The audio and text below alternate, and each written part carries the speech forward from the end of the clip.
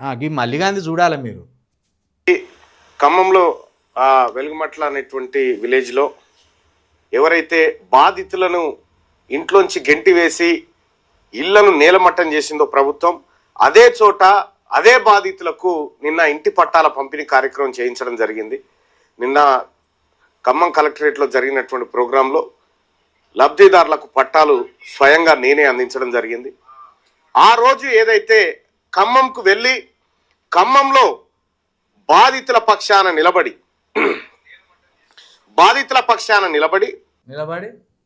ఏం చేసినావు? నిలబడి చెప్పు. నిలబడి ఏం చేసినావు? నువ్వు పట్టాలు ఇచ్చినంత మాత్రాన నీ వల్లనే అయింది అనుకుంటున్నావా ఏంది?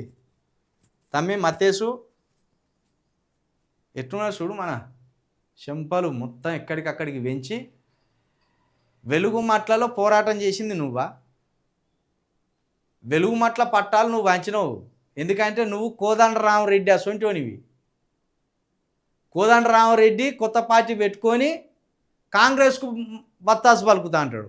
నువ్వు కూడా పార్టీ పెట్టుకొని కాంగ్రెస్ బానిసగా బతుకుతాను. నువ్వు వెలుగుమట్లలో ఎవరు పోరాటం చేసిండ్రు, ఎవరి పోరాటం వల్ల పట్టాల పంపిణీ జరిగిందనేది ప్రజలకు తెలియదా? సిగ్గులేక చెప్పుకుంటాను. నువ్వు వెలుగుమట్ల కాట పోయాట, ఈయన పీకి కట్టలు కడితేనాట, ఈయన పోరాటాన్ని చూశాట, ప్రభుత్వం పట్టాలు వంచిందట. నువ్వు 100కు 100% కాంగ్రెస్ బానిసవే నువ్వు. నేను ఒక సవాల్ చేస్తాన్నా. ఇక్కడ మొత్తము 700 మంది బాధితులు ఉన్నారు. 700 మంది బాధితులు ఉన్నారు. 411 మందికి పట్టాలు ఇచ్చింది. అంటే సుమారు ఇంకా 298 మంది వరకు పట్టాలు రావాలి. వీళ్ళు లబ్ధిదారులు.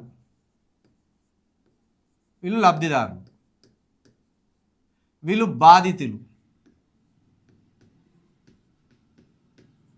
మరి ఇంకా 300 అనుకుందాం. 300 మందికి పట్టాలు ఇప్పి నీకు దమ్ముంటే, నువ్వంతటి పోటుగాని అంటున్నావు కదా, నువ్వంత పోరాట యోధుడివి అంటున్నావు కదా, ఈ 300 మందికి పట్టాలో ఇంకెందుకు ఇవ్వలేదు? ఎవరు పోరాటం చేసిండు? నువ్వెందుకు ఖాతాలు వేసుకుంటున్నావు? మంది పెళ్ళిళ్ళ కాడ మంగళారతి పాడడం అంటే గిదే. ఏది నువ్వు పీకేది ఉండదు, నువ్వు చేసేది ఉండదు. క్రెడిట్ కొట్టేద్దామని చూస్తావు ఎప్పటికప్పుడు. కవిత గారు, విశారదన్ గారు 48 గంటల పాటు ఆమరణ నిరాహార దీక్ష చేస్తే ప్రభుత్వం ఉలిక్కిపడి 411 మందికి పట్టాలు ఇచ్చింది.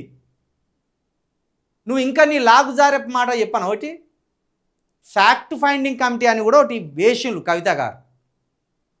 ఎంతమంది బాధితులు ఉన్నారు, అక్కడ ఎన్ని ఎకరాల భూమి ఉన్నది, ఆ ఎన్ని ఎకరాల భూమిలో ఎంత కబ్జా అయింది, ఆ కబ్జా చేసినోడు ఎవడు, వాళ్ళ వివరాలేంటి, ఆ బాధితుల వివరాలేంటి, అవన్నిటికీ సంబంధించి ఒక ఫ్యాక్ట్ ఫైండింగ్ కమిటీ అని 12 మంది సభ్యులతోటి మొన్న వెలుగుమట్లకు పంపిణలు.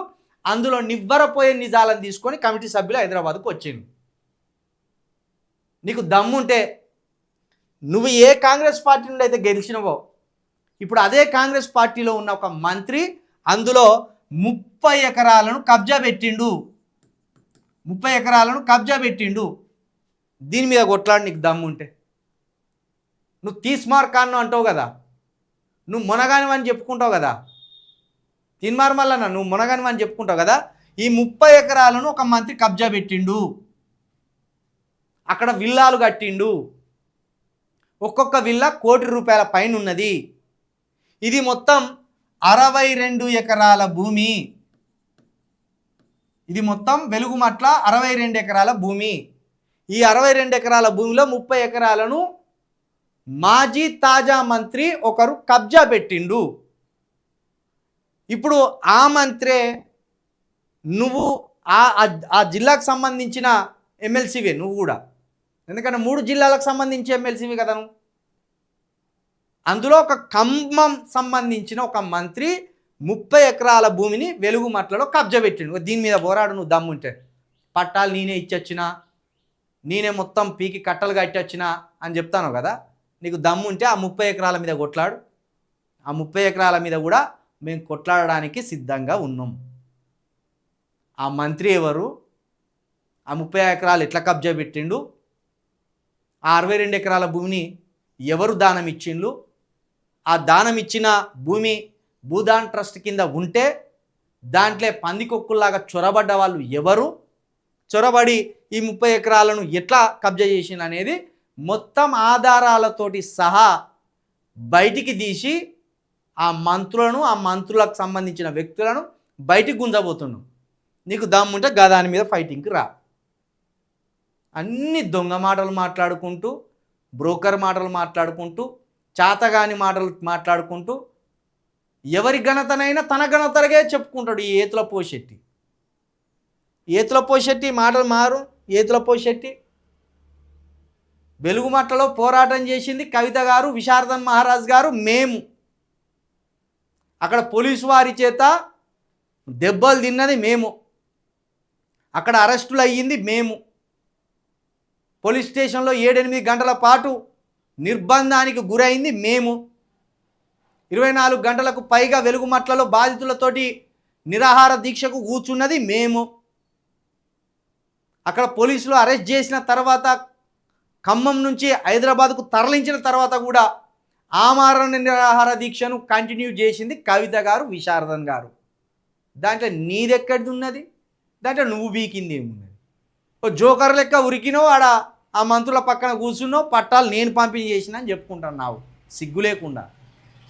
ఇట్లాంటి నీ బ్రోకర్ మాటలు, ఇలాంటి నీ అబద్ధాలను ఎప్పటికప్పుడు ఖండిస్తూనే ఉంటాం, ప్రజలకు అర్థమయ్యే రీతిలో చెప్తూనే ఉంటాం. కవిత గారు, విశారదన్ గారు, చిలుక ప్రవీణ్ లాంటి అనేక వ్యక్తుల వల్ల ఈరోజు వెలుగుమట్ల బాధితులకు 411 మందికి లబ్ధి చేకూరింది. ఇంకో 300 మందికి కూడా లబ్ధి చేకూర్చాలని పోరాటాన్ని కంటిన్యూ చేస్తూనే ఉంటాం. నీకు దమ్ముంటే ఇప్పుడు వచ్చి కొట్లాడు. అన్ని బ్రోకర్ మాటలు చెప్పుకుంటా బ్రోకర్ కథలు పడతావు. బ్రోకర్ కథలు ఇంకెన్ని రోజులు చెప్తావు ఇటువంటి బ్రోకర్ మాటలు? అప్పుడు అంటే నడిచింది, ఇప్పుడు ఇంకా నడుస్తుంది అనుకుంటున్నావు దొంగ.